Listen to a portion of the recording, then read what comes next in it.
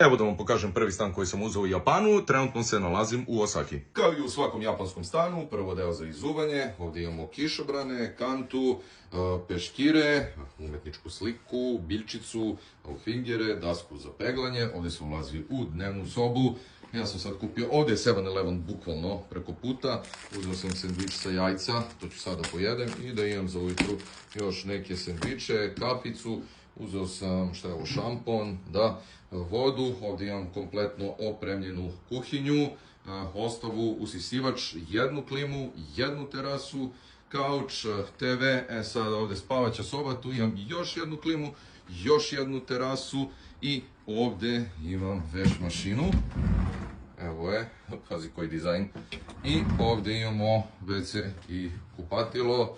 I to je to. Eto, mali stančić u samom centru grada košta 800 evra. A sada idem da se kumiram jer ujutro ustajem i idemo u Kyoto. Novi sadržaj stiže sutra. Big up!